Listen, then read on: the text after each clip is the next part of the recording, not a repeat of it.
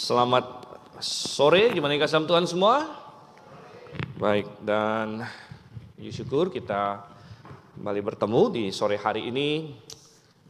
Sebagian jemaat, ada yang sudah naik ke RAC untuk YSC. Kita yang ada di sini, kita menikmati puji-pujian dan kebaktian yang kedua.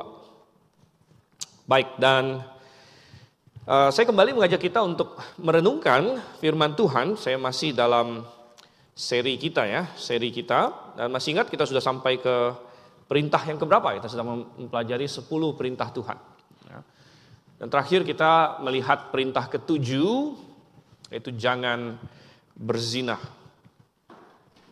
Jadi mari kita buka Alkitab kita di dalam Keluaran pasalnya yang ke-20, masih di sini. Ini semua ayat hafalan yang bagus, karena pendek. Dan kita melihat ayat yang ke-15. Jadi ini perintah yang ke-8, juga sangat pendek, hanya 2 kata saja. Sebagaimana dari ayat perintah ke-6, 7, dan 8, semuanya hanya 2 kata saja per ayatnya. Karena sangat pendek, kita baca sama-sama saja. Keluaran 20 ayat 15. 1, 2, 3. Jangan mencuri. Sangat sederhana, tapi kita mau belajar dari firman Tuhan ini. Mari kita berdoa terlebih dahulu. Bapa di surga, kami mengucap syukur Tuhan untuk kasih setiamu kepada kami. Engkau yang telah menuliskan firman-Mu, Engkau yang telah menaruh kebenaran-Mu di dalamnya, dan Engkau menyatakan standar diri-Mu, bahwa Engkau adalah Allah yang maha benar, dan kami belajar seperti apa kebenaran-Mu itu, seperti apa kekudusan-Mu itu. Dan kami tidak diselamatkan melalui melakukan hukum ya Tuhan. Namun hukum mencerminkan kekudusan-Mu. Oleh karena itu kami mau belajar, karena kami ingin bertumbuh, kami ingin membangun karakter yang kudus. Kami ingin merenungkan perintah ke-8 yang telah Engkau tuliskan di loh-loh batu bagi Musa dan Israel, dan bagi kami juga. Dan Engkau yang kira pimpin, singkapkan, terangi hati dan pikiran kami. Kami berdoa dalam nama Yesus Kristus. Amin. Iya, Bapak Ibu Saudara yang kasih Tuhan, jangan mencuri di sini. Ini adalah perintah ke-8. Cukup sederhana kalau kita baca. Mencuri, apa itu mencuri? Saya rasa dari kecil banyak anak-anak sudah tahu mencuri. Pasti orang tuanya ajarkan dia ya, jangan mencuri, jangan ambil barang teman kamu dan lain sebagainya. Anak kecil biasa sudah tahu apa itu mencuri. Bahkan saya masih ingat ada lagu sekolah minggu ya tentang apa? Panjang hidung apa? Namanya gajah gitu kan. Terus nanti apa? Panjang tangan itu pencuri, panjang tangan itu pencuri. Ya. Jadi dari kecil kita sudah diperingatkan jangan mencuri. Nah, sepertinya ini cukup simpel.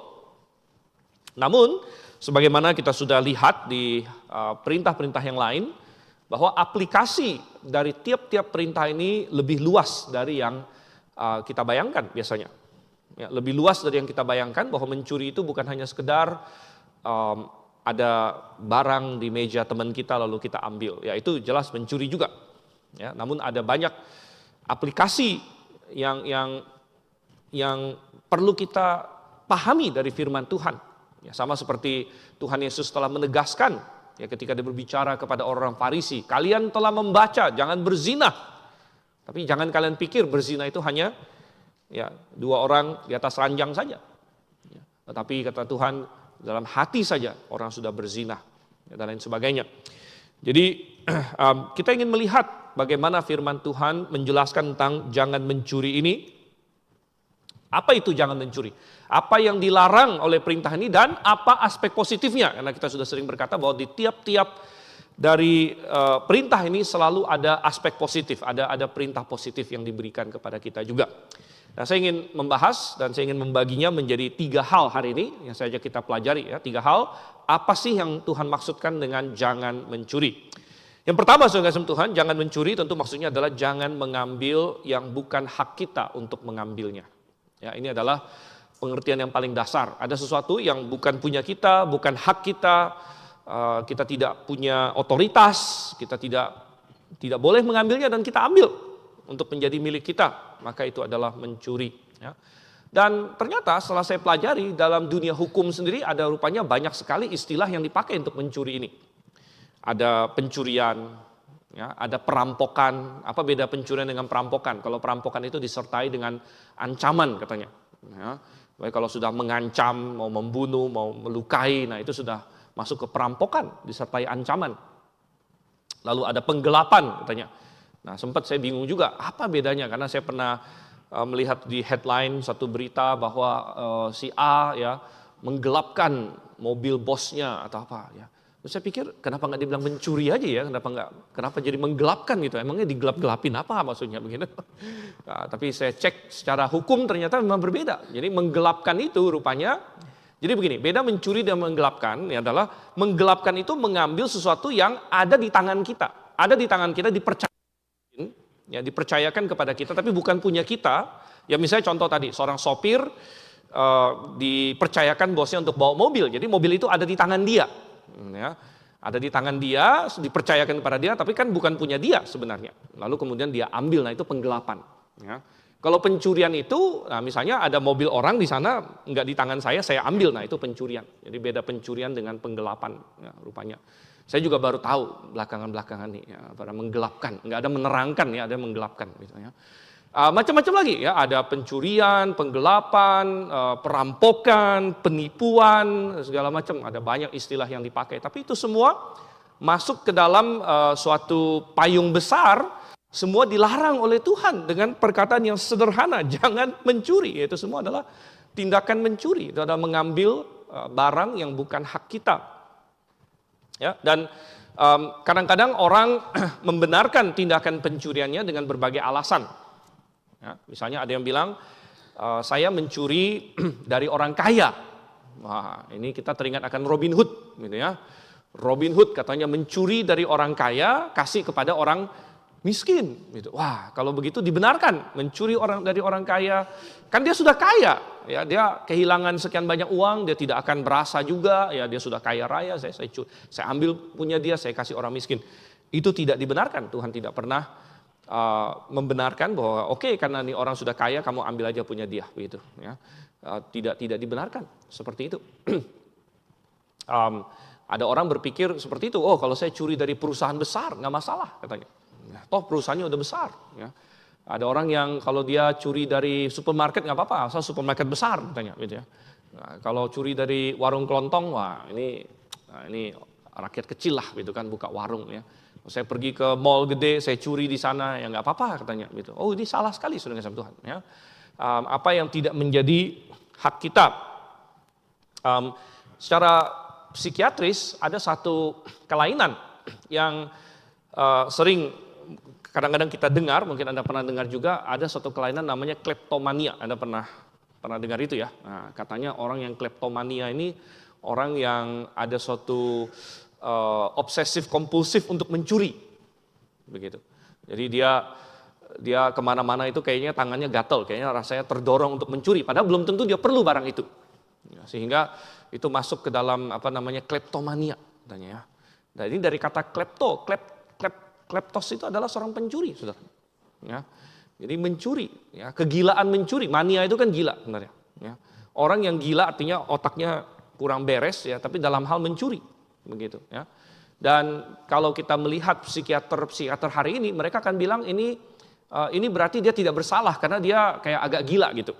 Ya, jadi orang yang kleptomania katanya kalau mencuri itu bukan kehendak dia, tapi didorong oleh kegilaan dia. Ya, kita bilang enggak juga begitu ya. Enggak juga ya, kita tidak bisa hanya berkata ini orang gila jadi ya udahlah ini biarin aja dia mencuri seperti itu ya. Tapi sebenarnya apa yang terjadi di balik otak dari seorang kleptomania? Kita bisa mendapatkan Alkitab sepertinya ada mengatakan ini. Kita buka dalam Amsal pasal 9 di sini ya. Amsal pasal 9 ayatnya yang ke-17. Ada suatu suatu hal yang Tuhan katakan di sini. Dan ini adalah perkataan dari seorang penggoda, ya.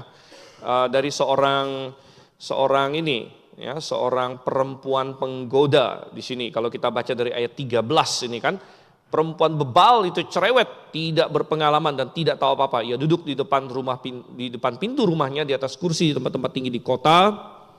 Lalu dia menggoda orang, dan salah satu godaan dia adalah ayat 17 di sini.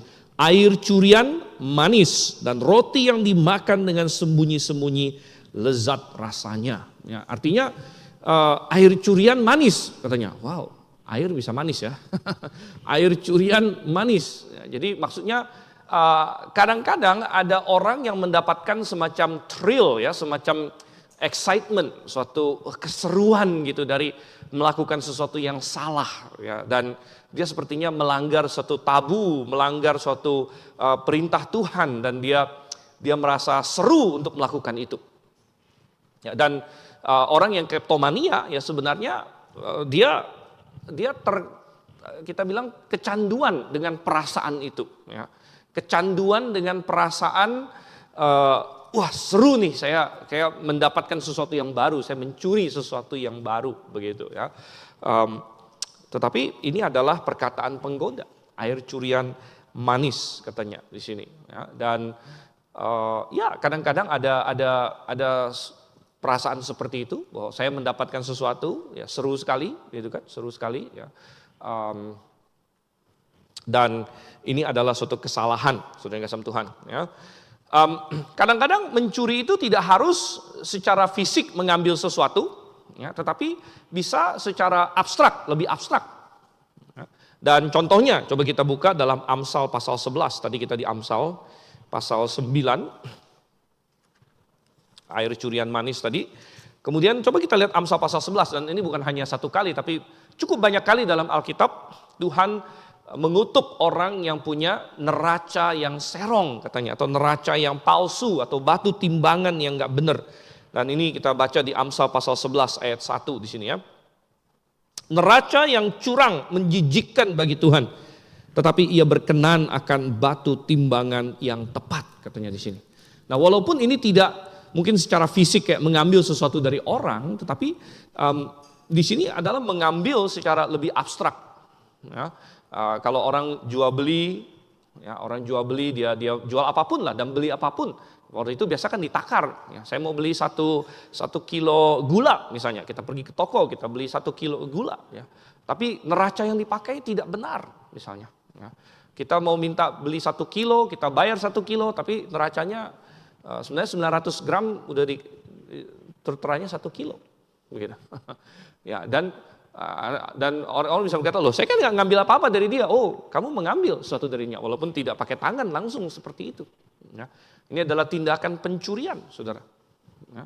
Saya masih ingat ada digambarkan suatu skenario, ya, atau suatu gambar di situ, di mana ada seorang ibu-ibu katanya, dia pergi ke pasar suatu ketika dan dia mau beli daging, ya. Dan wah sepertinya ramah sekali, dia bicara dengan penjual dagingnya, ya, dan mereka kayak ketawa-ketawa sana sini, mereka sudah kenal cukup lama mungkin, ibu itu sudah sering ke pasar itu, ya. Lalu wah mulai dipotongkan daging, lalu mereka timbang situ, ya, mereka timbang, wah dua-duanya senyum, saudara yang kasih Tuhan. Dan ternyata di balik layar kita bisa melihat di lukisannya itu, rupanya dua-duanya mencoba mempengaruhi timbangannya, begitu, ya. Ibu itu mencoba meringankannya, begitu, ya, dan si penjual itu mencoba memberatkannya, begitu, ya. Jadi dua-duanya sedang mencoba mencuri satu dengan yang lain tanpa dua-duanya sadar, begitu, ya. Dua-duanya senyum-senyum aja, begitu, ya. Dan itu semua adalah tindakan pencurian, dan Tuhan bilang itu hal yang menjijikkan bagi dia, ya. Itu hal yang mengesalkan hati Tuhan, itu melanggar kekudusan Tuhan. Nanti kita akan lihat lebih jelas lagi kenapa demikian. Oke, nah itu adalah yang pertama, ini cukup jelas, ya, jangan mencuri, yaitu jangan mengambil barang yang bukan hak kita. Ya. Tetapi kita bisa lihat yang kedua, sebenarnya bertalian erat dengan itu, ya, yaitu tidak memberikan hak orang lain, tidak memberikan sesuatu yang mestinya menjadi hak orang lain. Ini juga masuk ke dalam pencurian sebenarnya. Ya. Jadi kalau mengambil orang lain punya, itu kan berarti kayak kita aktif mengambil. Ya. Tetapi mencuri bukan stop sampai di sana.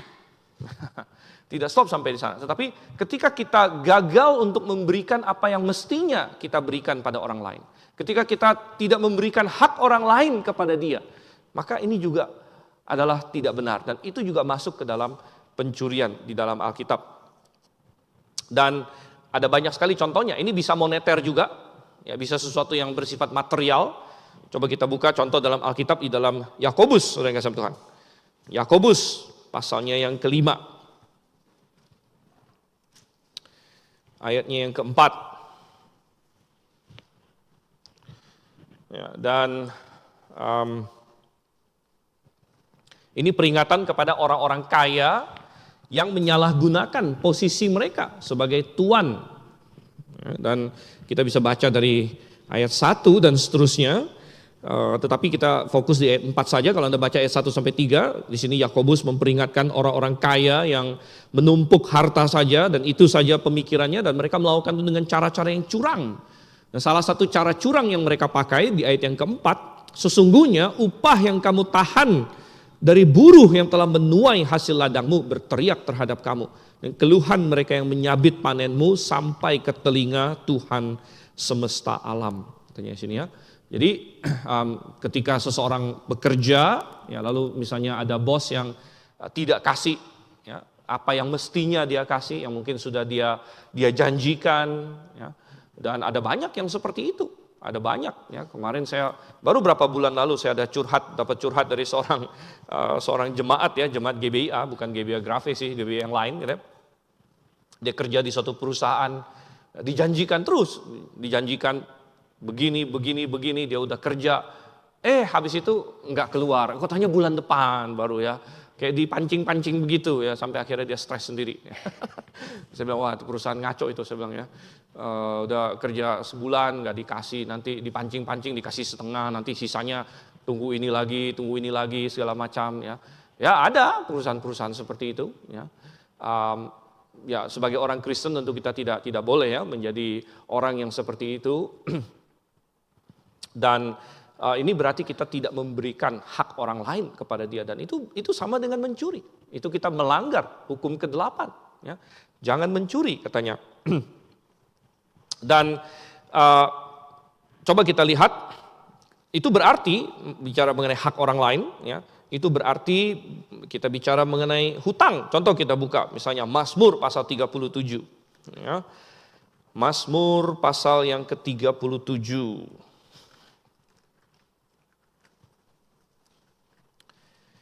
Dan ini salah satu yang Tuhan peringatkan juga, ayatnya yang ke-21. Ya.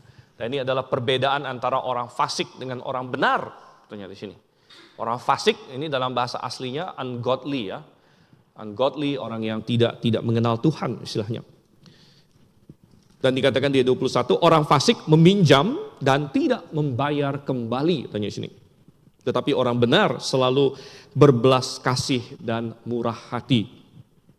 Ya, orang fasik meminjam dan tidak membayar kembali. Ya. Wow, ada banyak sekali orang-orang yang seperti ini. Ya, mereka pinjam ya dengan strategi tidak mau bayar lagi dan lain sebagainya. Ya, ya bahkan saya pernah dengar ada orang yang kasih petunjuk begini ya. Wow, kita bisa lumayan kaya katanya. Nah, jadi kita tinggal pinjam uang banyak-banyak ya. Terus nanti kita deklarasi bangkrut katanya, gitu kan. Nanti kita dipilotkan oleh pengadilan segala macam. Nanti kita nggak usah bayar lagi atau lain sebagainya. Atau main kabur aja, begitu ya. Wow, kita bilang ini nggak benar seperti itu. Ya, sekalipun, kalaupun secara legal itu bisa, misalnya ada loophole ya, ada undang-undang, ada jalan tikusnya lah ya untuk bisa melakukan hal-hal seperti itu pun sebagai orang Kristen mestinya kita tidak boleh.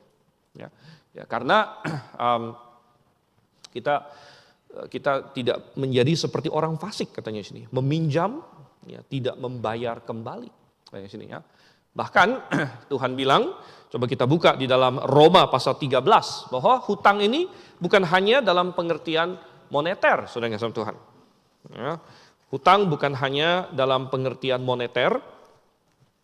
Ya, kita bisa punya hutang kepada orang, dan terutama hutang kasih, kita harus mengasihi orang lain. Ya, coba kita lihat Roma pasal 13 ayatnya yang ke-8 di sini. Ya, Roma pasal 13 ayatnya yang ke-8. Ya, dikatakan di sini, janganlah kamu berutang apa-apa kepada siapapun kecuali kasih kepada satu sama lain. Sebab siapa saja yang mengasihi sesamanya manusia, ia sudah memenuhi hukum Taurat, katanya di sini. Janganlah kamu berhutang apa-apa kepada siapapun kecuali kasih. Jadi sebenarnya ini bukan bicara mengenai wow, kalau begitu orang Kristen tidak boleh ambil KPR. Bukan itu yang dimaksud. Ya, karena kita tidak boleh berhutang apa-apa kepada siapapun. Ya. Dulu waktu saya masih muda, saya sempat berpikir, wow, berarti saya nggak boleh pinjam uang sama teman saya. Jadi misalnya kalau dulu saya pergi ke SMA ya di Semak 3 sana, di Jalan Gunung Sahari, waktu itu pulang itu kadang-kadang naik bajai, saudara kasih Tuhan ya. Dulu pernah juga saya naik Metro Mini ya, P10 waktu rumah dengan Pak Soento masih di Serdang ya. Itulah yang saya kena rampok itu ya di P10 itu. Tapi habis itu belakangan saya naik bajai ya, waktu itu masih ada bajai gitu ya. Dan waktu itu masih sekitar 5.000 lah ya, kita nego-nego segala macamnya dari Semak 3 pulang ini. Nah, kadang-kadang kalau kita pikir wah, lupa bawa uang atau pas uangnya habis gitu kan. Gimana nih mau pinjam uang 5.000 sama teman tapi nggak boleh berhutang, gawat gitu ya. Bukan itu yang dimaksud saudara kasih Tuhan ya. Misalnya Anda sedang butuh uang, misalnya Anda mesti beli ban di jalan, Anda pinjam sama teman Anda, bukan itu yang dimaksud. Tapi ini berbicara mengenai hutang yang permanen gitu ya. Hutang yang permanen, bahwa saya berhutang terus sama kamu. Hutang yang tidak dibayar-bayar begitu ya. Dan itu tidak boleh kecuali satu, yaitu apa? Hutang kasih katanya. Karena hutang kasih itu adalah hutang yang permanen. Artinya kita tidak bisa lepas dari hutang kasih. Jadi misalnya saya sama istri saya bilang, saya sudah bayar ya, saya sudah mengasihi kamu cukup nih gitu. Habis ini nggak usah mengasihi lagi gitu. Ya nggak bisa seperti itu. Karena kita selalu berhutang kasih. Ya, jadi kita tidak boleh berhutang apa-apa dalam pengertian hutang yang tidak dibayar-bayar, yang permanen begitu, tidak boleh. Ya, kalau ada hutang, ya kita harus bayar gitu. Ya, kita harus selesaikan suatu hari hutang itu, gitu kan? Kecuali hutang kasih. Hutang kasih ini adalah hutang yang memang tidak bisa kita bayar lunas, saudara. Karena tidak ada suatu poin di mana kita bisa berkata saya sudah lunas mengasihi kamu, saya nggak perlu mengasihi kamu lagi. Tidak ada seperti itu. Ya, kita selalu harus mengasihi orang. Jadi itu adalah hutang kasih ini yang katanya kecuali hutang kasih. Dan saudara yang kasih Tuhan, oleh karena itu ya kadang-kadang kita berhutang dalam banyak hal, ya maka itu harus kita selesaikan. Coba kita lihat lagi satu prinsip, ya, kita banyak buka-buka Alkitab ya, nggak apa-apa. Karena rupanya jangan mencuri ini banyak sekali aplikasinya, banyak sekali nyambung kemana-mana dalam Alkitab. Kita buka di dalam Amsal pasal 3. Ya. Amsal pasal 3 ayatnya yang ke-27. Lihat di sini. Ya. Dan ini masuk ke dalam semangat dari poin kedua yang kita sampaikan di sini, ya, yaitu tadi poin pertama, jangan mencuri berarti kan jangan mengambil yang bukan hak kita. Ya. Tetapi poin kedua di sini adalah janganlah kita tidak memberikan hak orang lain. Ya. Janganlah kita tidak memberikan hak orang lain, dan kita perlu, tadi kita bilang kita hutang kasih dengan semua orang, bahkan ingat nggak tadi? Kita hutang kasih dengan semua orang. Jadi apa yang pantas kita berikan pada orang lain? Perhatikan Amsal pasal 3 ayatnya yang ke-27 di sini. Dikatakan, janganlah menahan kebaikan dari orang-orang yang berhak menerimanya, padahal engkau mampu melakukannya. Ya.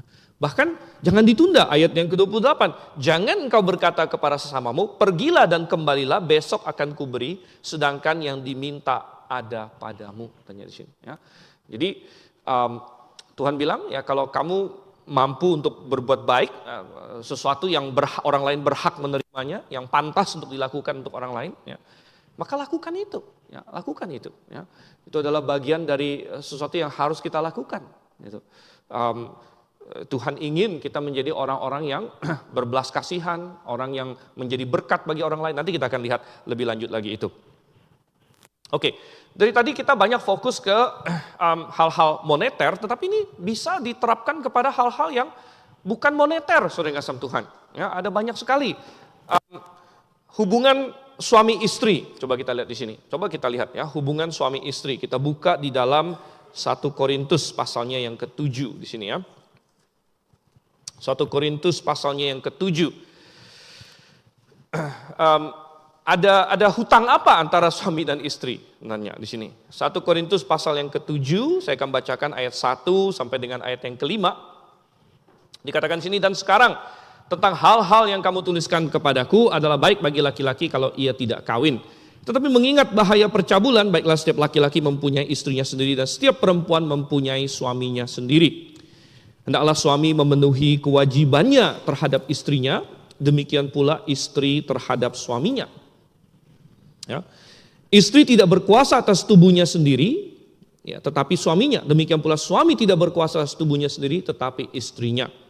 Janganlah kamu saling menjauhi, kecuali dengan persetujuan bersama untuk sementara waktu, supaya kamu mendapat kesempatan untuk berdoa. Sudah itu hendaklah kamu kembali hidup bersama, supaya iblis jangan menggodai kamu karena kamu tidak dapat menahan hawa nafsu. Nah, Lembaga Alkitab Indonesia menerjemahkan ayat 5, janganlah kamu saling menjauhi. Tapi sebenarnya kata di balik menjauhi di situ, itu adalah dari kata apostereo.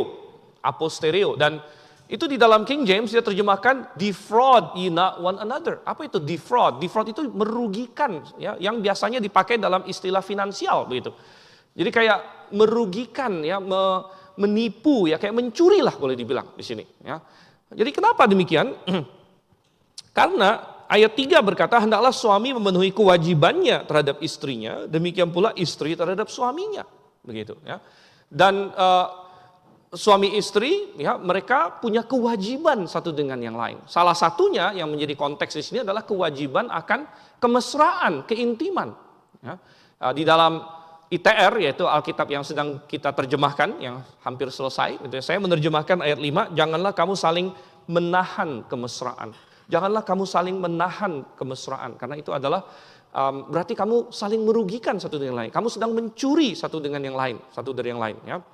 Ini adalah sesuatu yang harusnya kamu berikan. Ini adalah hak dari pasangan kamu, begitu. Ini adalah sesuatu yang jelas di dalam Alkitab. Ya, defraud ye not one another, katanya. Ya. Dan ini sesuatu yang bisa terjadi. Ya, apa yang mestinya menjadi hak orang lain. Ya, kalau misalnya kita di suatu perusahaan, ada banyak orang yang tidak berpikir dia sedang mencuri, tapi dia mencuri. Kalau di Amerika, di Indonesia jarang ya. Di Indonesia jarang orang dibayar itu per jam. Ya, biasa kita digaji ya udah sebulan dapat berapa begitu. Tapi kalau di Amerika, ya, saya di sana banyak orang itu kalkulasi gajinya itu bukan per bulan atau apa, dia per jam.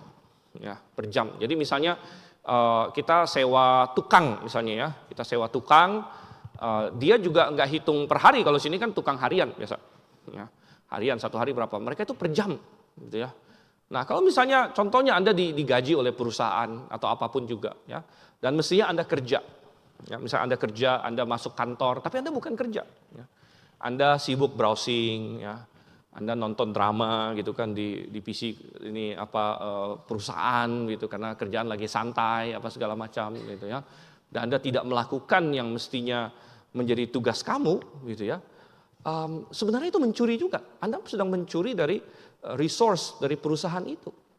Ya. Di mana perusahaan menggaji Anda untuk melakukan suatu tugas di situ. Ya, Anda bos sedang menyuruh Anda sedang melakukan suatu tugas. Anda digaji untuk sesuatu, ya. Tapi Anda tidak melakukannya. Ya. Anda malah memakai waktu itu untuk ngalor ngidul dan lain sebagainya. Begitu. Ya. Nah, sekali lagi banyak orang yang mungkin tidak berpikir bahwa itu mencuri. Ya. Tapi dia sedang mencuri di situ. Dia sedang mencuri waktu, ya. Yang sebenarnya dia sudah dibayar untuk melakukan suatu kerjaan, begitu, ya. Dan demikian juga orang yang malas, saudara kasih Tuhan. Orang yang malas. Jadi kita sebenarnya semua hukum dan semua dosa di dalam Alkitab ya, itu bisa ditarik kembali ke salah satu dari 10 hukum ini. Ya. Jadi semua dosa yang lain, ya, semua larangan yang lain di dalam Alkitab itu bisa masuk ke dalam salah satu kategori dari perintah pertama sampai perintah ke-10. Bahkan ada pelanggaran-pelanggaran yang melanggar lebih dari satu gitu perintah. Gitu ya. Nah, lalu kalau kita bilang dosa kemalasan masuk di mana? Gitu ya. Ya nggak usah ngomong lagi ya, mungkin itu melanggar hukum pertama atau lain sebagainya, atau tetapi yang jelas kemalasan masuk kepada hukum yang ke-8 ini juga. Ya. Mengapa? Karena ketika kita malas, maka kita tidak melakukan yang semestinya kita lakukan. Ya. Dan ketika kita malas, ya, maka kita tidak produktif. Ya. Dan dengan demikian, maka kita mencuri potensi kita. Kita menghilangkan potensi kita di mana mestinya kita bisa menjadi berkat bagi orang-orang sekeliling kita. Mestinya kita bisa menjadi berkat bagi keluarga kita menjadi berkat bagi orang-orang lain, ya. Tapi kita tidak. Ya. Kita menjadi malas. Ya. Mungkin ada yang berkata, apa salahnya kalau saya mau seharian baring-baring nonton drama Cina, begitu kan? Ya. Atau nonton drama Korea atau apa? Ya, apa salahnya di situ? Gitu. Ya, toh waktu saya juga. Ya. Oh tidak, saudara kasih Tuhan. Ya. Kita bilang di situ bahwa Tuhan ingin ya, agar kita menjalani hidup yang teratur, ya. Hidup yang berarti, hidup yang produktif. Ya. Dan ketika kita malas-malasan saja sepanjang hari, gitu ya, maka kita sedang mencuri dari potensi kita, mencuri dari apa yang Tuhan ingin kita lakukan sebenarnya. Gitu. Dan kita tidak menjadi berkat yang semestinya bagi orang-orang sekeliling kita. Ya. Dan ya apa itu keluarga kita, ya, anak-anak kita, suami atau istri kita, ya, orang-orang lain yang mestinya terberkati kalau misalnya kita rajin dan lain sebagainya. Ya, maka kita melakukan pencurian juga di sini. Ya, oleh karena itu kita bilang firman Tuhan di sini dengan jelas berkata jangan mencuri, gitu ya. Nah, kita sudah melihat di sini ya, dua hal. Ya, jadi jangan mencuri itu apa? Yang pertama, jangan mengambil barang yang bukan hak kita. Ya. Kemudian kedua, jangan mencuri itu adalah tidak memberikan sesuatu yang mestinya menjadi hak orang lain. Kita tahan, kita tidak berikan kepada dia. Maka yang poin yang ketiga, saya ingin melihat perintah ini dari sisi positif. Ya. Jangan. Tapi positifnya apa? Apa yang harus kita lakukan? Yang sebenarnya adalah inti dari perintah ini. Dan aspek positif dari perintah ini sebenarnya adalah kita harus mengakui Tuhan sebagai pemilik diri kita. Ya. Kita harus mengakui Tuhan dan kita harus hidup ya, dengan suatu pemahaman bahwa Tuhanlah yang memiliki diri saya dan Tuhanlah yang memiliki semua yang saya punya. Dan saya hanyalah pengelola dari apa yang Tuhan berikan kepada saya. Kita bayangkan, ketika Tuhan ciptakan Adam, ya, dia diciptakan, sudah dewasa kan, bentuknya sudah dewasa, ya, udah orang gede bukan bayi, tapi dia diciptakan boleh dibilang tidak ada apa-apa. Ya. Boleh dibilang dia orang paling miskin sedunia, benar nggak? Karena udah dewasa, jangankan emas, perak, ya duit, ya nggak punya sama sekali. Sehelai baju pun, sehelai benang pun tidak ada pada tubuhnya, benar nggak? Ya. Dia benar-benar telanjang begitu di situ, secara literal. Ya. Ya, jadi Adam bisa dibilang orang yang paling miskin, tetapi boleh juga saya bilang Adam adalah orang paling kaya di dunia, benar nggak? Ya. Kenapa demikian? Loh, Tuhan ciptakan dia, lalu Tuhan bilang apa? Taklukkanlah apa? Seluruh bumi. Jadi Tuhan kasih dia seluruh bumi. Jadi kalau bilang apa milik Adam waktu itu? Ya seluruh bumi. Seluruh bumi adalah punya Adam waktu itu. Ya. Seluruh bumi adalah punya Adam. Jadi di satu sisi kita bisa bilang Adam ini orang paling miskin, ya, karena sehelai baju pun nggak punya. Tetapi di sisi lain kita bisa bilang Adam ini orang paling kaya karena Tuhan percayakan kepada dia seluruh bumi. Ini seluruh bumi ini kamu taklukkan, ini kamu pengelolanya, kamu penguasanya. Begitu. Jadi berarti semua emas, semua mata, semua berlian, semua kayu, beliankah, kayu apakah, oak, semua itu punya Adam. Di situ semua punya Adam. Ya. Tetapi dalam pengertian apa sih? Dalam pengertian itu sebenarnya punya siapa? Sebenarnya punya Tuhan. Dan Adam ditaruh di situ sebagai pengelola. Nah, kita ya sebenarnya yang ingin dituju dari perintah ini, jangan mencuri. Kita tidak akan melanggar hukum ini kalau kita hidup dengan suatu filosofi bahwa Tuhan pemilik saya dan Tuhan adalah pemilik semua yang saya punya. Sebenarnya semua yang saya miliki adalah milik Tuhan dan saya hanya ditaruh sebagai pengelola. Ya. Saya adalah pengelola dari harta Tuhan yang Tuhan percayakan kepada saya. Saudara, ketika seseorang mencuri dalam pengertian mengambil milik orang lain, itu berarti dia tidak percaya providensia Tuhan. Ya. Kenapa orang mencuri? Mungkin dia merasa dia kurang. Mungkin dia merasa tidak puas. Mungkin dia merasa saya perlu lebih. Dia jadi menginginkan. Nah ini melanggar lagi. Sebenarnya nanti kita akan lihat. Hukum ke-8 dengan hukum ke-10 itu sangat erat. Nanti kita akan sampai hukum 10 ya. Jangan menginginkan. Ya. Ini sangat erat hubungannya. Tapi misalnya kalau orang sudah melanggar hukum ke-10 juga. Dia menginginkan. Wow ya tetangga saya punya begini. Orang ini begini dan lain sebagainya. Saya juga harus seperti itu. Dan kemudian kita mencuri. Ya. Maka kita tidak percaya providensia Tuhan. Ya. Kita seolah-olah menyalahkan Tuhan. Tuhan kenapa engkau hanya mempercayakan yang sesedikit ini kepada saya. Tuhan yang engkau percayakan kepadaku untuk aku kelola, kurang Tuhan. Kita sedang berteriak kepada Tuhan, kita sedang memberontak kepada providensia Tuhan. Ya. Dan kita sedang mendeklarasikan bahwa Tuhan engkau mismanage. Engkau bukan Tuhan yang baik. Engkau tidak memberikan aku resource yang cukup. Ya, sehingga aku perlu mencuri. Ya. Anda ingat di Amsal pasal 30 masalah. Ya 30 benar. Agur bin Yake ya pernah berdoa apa? Tuhan, ya, jangan berikan aku kekayaan ataupun kemiskinan. Ya. Jangan sampai aku terlalu miskin sehingga aku mencuri. Ya. Jangan sampai aku terlalu kaya sampai aku menjadi sombong dan menghujat engkau. Ya. Nah sebenarnya kalau kita punya keperluan apa yang Tuhan katakan? Mencuri enggak? Bukan. Tuhan bilang apa? Sampaikanlah permohonanmu kepada Tuhan. Kalau kita merasa kurang, berserulah kepada Bapa kita. Kalau kita punya sesuatu pemahaman bahwa saya ini pengelola dari milik Tuhan. Ya. Saya pengelola dari milik Tuhan. Jadi kalau saya kurang, saya merasa kurang, kita berseru Tuhan, tolong. Ya. Aku punya kebutuhan Tuhan. Kita bukan mencuri. Kita mencuri berarti kita melangkahi Tuhan. Kita bilang Tuhan kau tidak becus. Ya. Tuhan kau tidak becus karena kau tidak memberikan aku cukup berkat. Dan kita menjadi gagal untuk memuliakan Tuhan di situ. Ya. Dan bukan hanya kalau kita mencuri berarti kita tidak percaya providensia Tuhan bagi kita. Tapi ketika kita mencuri, ya, maka kita melanggar providensia Tuhan untuk orang lain. Ya kan? Kalau kita mengambil barang orang lain berarti kan sesuatu yang Tuhan sudah kasih dia untuk dia kelola. Ini adalah berkat Tuhan untuk dia. Lalu kita ambil, bukan saja kita tidak percaya providensia Tuhan untuk kita juga mengacaukan providensia Tuhan untuk orang itu. Saudara, sehingga ya, di dalam akar dari pencurian adalah kita tidak respect kepada Tuhan sebagai pemilik segala sesuatu. Ya, kita tidak respect kepada bahwa kita ini posisinya pengelola.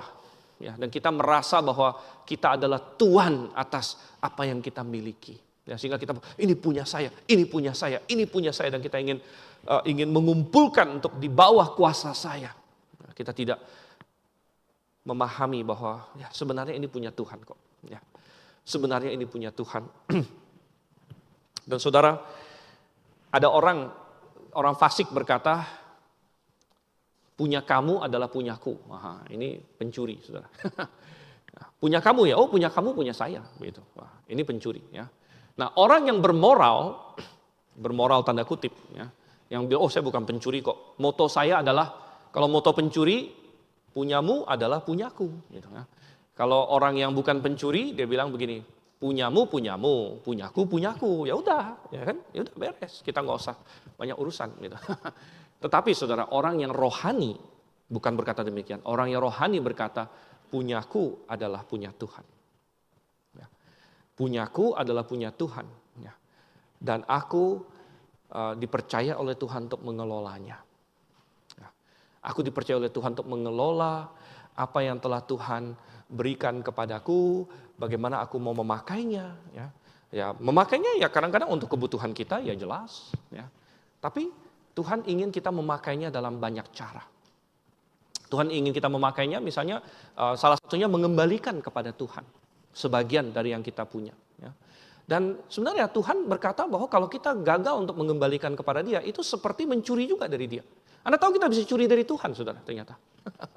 Coba kita buka dalam Maleaki, saudara sama Tuhan. Ya. Maleaki di sini ya. Kita lihat Maleaki pasalnya yang ketiga, di sini ya. Nah, itu ada yang curi apa itu? Ya. Bukan ya. Oke. Shopee itu ya. Bukan. Maleaki pasal 3, kita lihat di sini.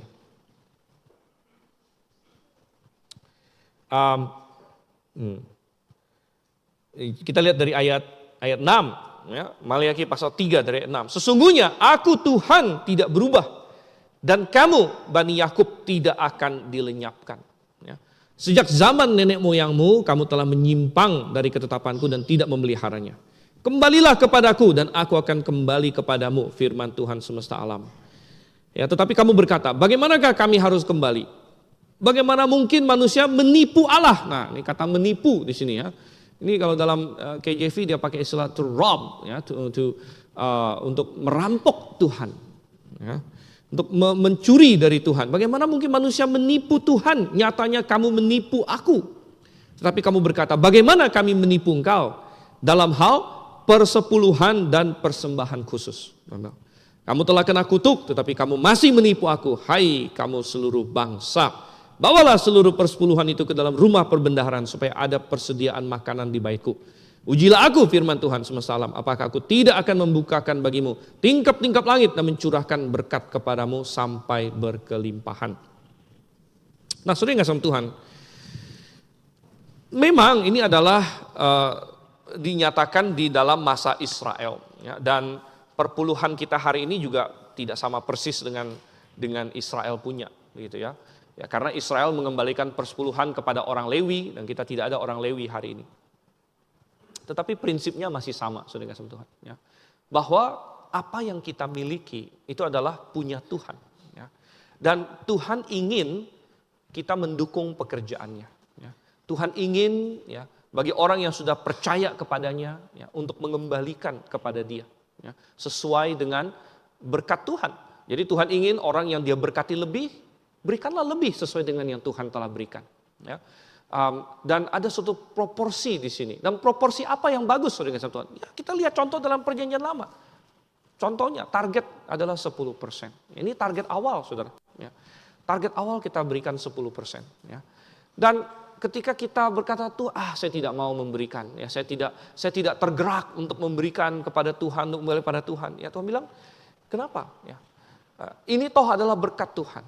Ya. Dan jangan sampai kita mencuri dari Tuhan. Apa yang seharusnya kita berikan di sini, saudara kasih Tuhan. Coba kita buka di dalam Efesus pasal 4.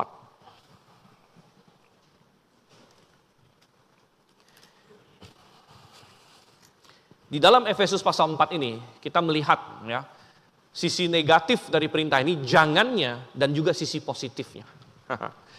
Apa itu? Ya, sisi negatif dan sisi positif. Efesus pasal 4 ayatnya yang ke-28.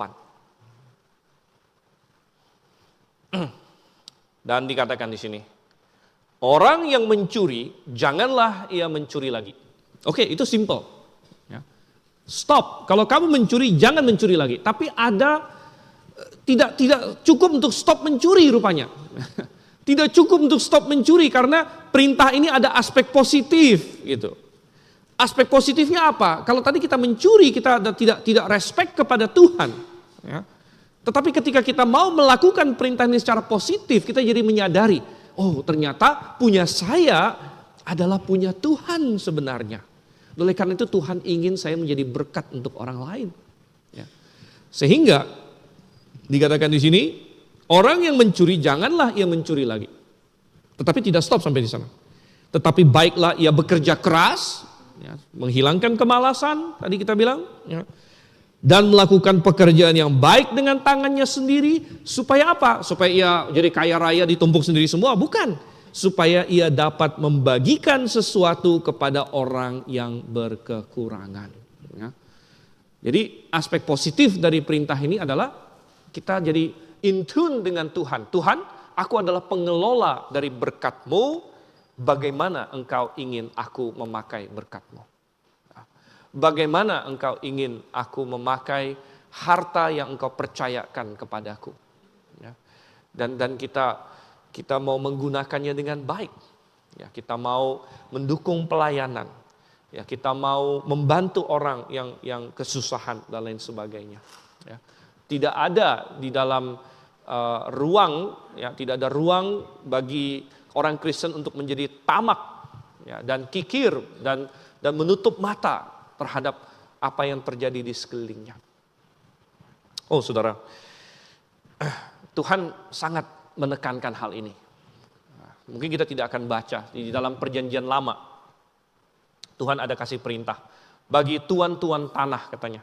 Tuan-tuan tanah, ya, kalau kamu menuai katanya, Tuhan ada suatu perintah yang sangat, mungkin kalau bagi orang modern sangat aneh gitu ya, sangat tidak efisien. Tuhan bilang, kalau kamu menuai ladang kamu, jangan tuai terlalu bersih, Tuhan bilang.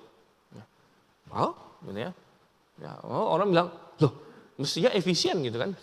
Jangan tuai terlalu bersih dan jangan balik lagi. Jadi sudah tuai satu kali, nanti balik lagi satu kali lagi, balik lagi 3 kali sampai habis semua, tidak. Tuhan bilang apa? Kalau kamu menuai, jangan tuai 2 kali katanya. Sisanya itu tinggalkanlah untuk orang-orang miskin, Tuhan bilang. Ya. Dan ini yang terjadi di kasusnya Ruth, saudara yang kasih Tuhan. Ada ketika Ruth, ya, dia datang sebagai seorang janda, dia dengan mertuanya, lalu dia bilang sama mertuanya, ya dah saya bakal pergi ke ladang orang, saya akan memungut di belakang pemungut-pemungut mereka. Ya. Ya, dan akhirnya dia sampai ke ladangnya Boas. Dan puji syukur Boas adalah seorang yang beriman. Ya. Dan dia lihat Ruth begitu rajin, dia malah kasih petunjuk sama pekerja-pekerjanya, itu kamu sengaja aja tarik-tarik ini, kasih banyak-banyak dikit gitu. Ya, dan puji Tuhan, saudara kasih Tuhan. Dan karena itu Boas mendapat berkat, dia dapat istri, saudara. Ya, dapat istri yang luar biasa. Ya. Ada suatu joke sedikit ya. Ada bilang, orang seperti apa Boas sebelum dia menikah? Ya. Boas sebelum menikah adalah orang yang ruthless. Ya, itu kalau Anda ngerti bahasa Inggris baru sedikit paham ya. Karena dia tidak punya ruth sebelum menikah sudah pasti, begitu ya. Oke, tapi akhirnya dia dapat seorang istri ya. Karena apa? Karena dia menaati firman Tuhan di situ. Ya, dia menaati firman Tuhan ya.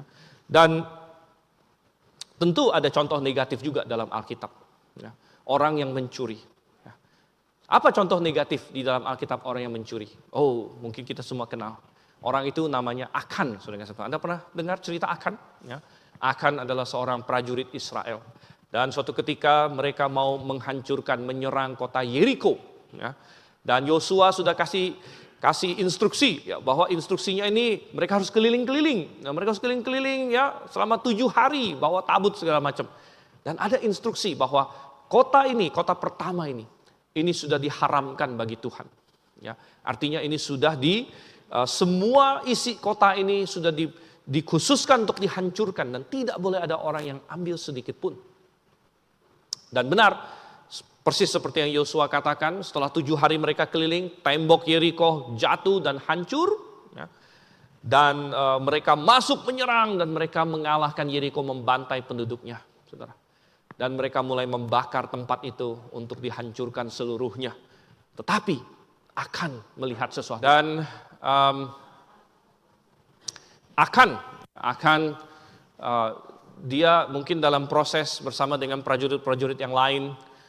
Dia membakar. Tapi sambil dia bakar-bakar ini dia melihat sesuatu. Dia melihat ada pakaian yang begitu indah. Ya. Kemudian dia melihat sedikit perak dan sedikit emas di situ. Dan dia mulai berpikir dalam hatinya, ya, kenapa saya tidak ambil saja? Ya, kenapa saya tidak ambil saja? Ya. Dan akhirnya dia mengambilnya, saudara kasih Tuhan. Ya. Dia mengambilnya. Wow, itu mungkin seperti barang panas di tangan dia. Mungkin ada rasa bersalah, tapi sengaja dia kuburkan rasa bersalah itu. Dan dia sengaja bawa curian dia itu ke tenda dia, lalu dia kuburkan di bawah. Dan ini menjadi rahasia keluarga kita.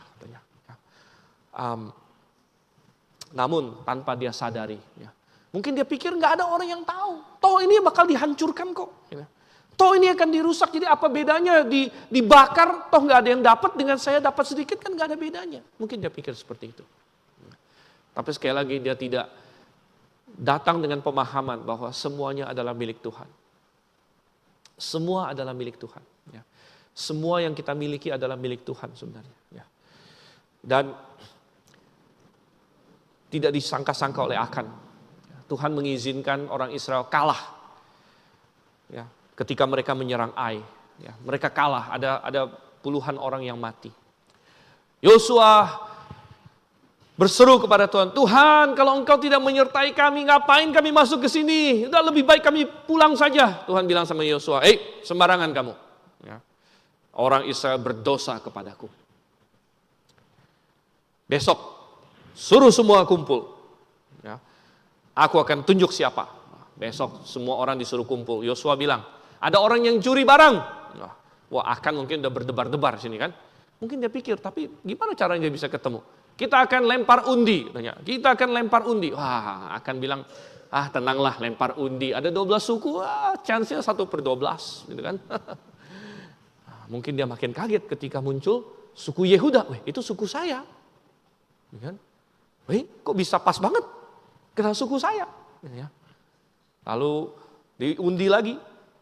Ya, sampai kepada keluarga dia. Ya. Dan mungkin sampai dengan undian yang ketiga dan keempat Akan sudah tahu bahwa dia pasti ketahuan. Dan akhirnya saudara, dia terpaksa mengaku di depan Yosua. Ya, saya yang mengambil itu. Saya yang mengambil itu, ya saya sembunyikan di bawah tenda saya. Saya kubur itu. Ya. Dan apa yang mereka lakukan, saudara? Katanya mereka mengambil Akan. Dan mereka mengambil barang-barang yang dia curi. Dan mereka bawa ke lembah Akor. Dan mereka melempari dia dengan batu di situ. Saudara, hukuman Akan mungkin terdengar begitu berat bagi kita ya. Dia mencuri sampai dihukum mati oleh Tuhan. Ya. Kok berat sekali gitu ya. Ya, ada beberapa faktor. Satu, ya, Tuhan ingin membuat Akan menjadi contoh. Ya. Dua, dosa Akan bukan hanya pencurian, tapi dia tidak respek sama Tuhan. Ya. Dan dia menyebabkan banyak orang Israel mati, prajurit-prajurit yang menyerang Ai itu mati. Ya. Dan yang ketiga, ini untuk memberikan suatu peringatan kepada kita, bahwa sebenarnya setiap dosa itu harusnya dihukum mati. Ya. Setiap dosa mestinya dihukum mati. Bahwa dosa-dosa yang lain tidak dihukum mati itu adalah kasih karunia. Ya. Setiap dosa kita seharusnya membawa kita masuk neraka. Dan saudara, saya tidak tahu dengan Anda semua. Tapi ketika saya merenungkan 10 hukum ini, saya mendapatkan diri saya adalah pelanggar dari tiap-tiapnya. Semuanya saya sudah langgar, saudara. Ya. Dan kalau kita memahami diri kita, kita harus jujur bahwa tidak ada satu orang pun manusia yang bisa melakukan 10 hukum ini. Ya. Tidak juga mencuri. Jangan mencuri. Saya nggak pernah mencuri. Ya, yang benar aja, gitu kan? Dengan pemahaman yang sudah jelas dalam Alkitab, kita semua sudah mencuri. Kita semua sudah membunuh.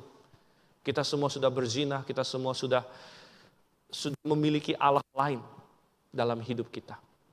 Ya.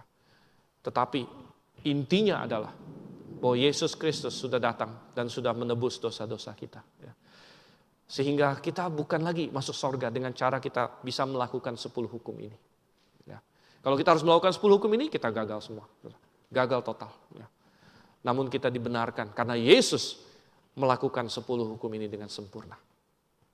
Namun kita hari ini mempelajari hukum-hukum ini. Ya. Karena ini adalah kita melihat refleksi kekudusan Tuhan. Dan kalau kita sudah diselamatkan, maka kita membangun karakter yang semakin kudus, yang semakin serupa dengan Bapa kita di sorga. Oleh karena itu mari kita bertekad hari ini untuk jangan mencuri. Amin saudara. Mari kita bersatu dalam doa. Bapa di surga, Tuhan, kami mengucap syukur untuk kasih-Mu. Kami mengucap syukur bahwa Engkau adalah Allah yang maha baik, yang mengaruniakan kepada kami berkat-berkat. Dan Tuhan, Engkau yang kiranya memberkati kami semua, anak-anak-Mu Tuhan. Dan biarlah orang-orang yang sudah diselamatkan, sudah percaya kepadamu. Kamilah yang menuruti sifat-Mu. Hari ini kami belajar bahwa kami harus memahami Engkau sebagai pemilik alam semesta, pemilik kami. Dan bahwa semua yang kami miliki adalah milik-Mu juga. Kami adalah pengelola yang Engkau tempatkan, Engkau percayakan kepada kami. Mungkin sejumlah harta di dunia ini untuk kami kelola Tuhan. Dan Engkau ingin kami memakainya sesuai dengan kehendak-Mu, dengan sebaik-baiknya. Pimpin kami Tuhan, pimpin kami. Sertai umat-Mu, kami berdoa dalam nama Yesus Kristus. Amin.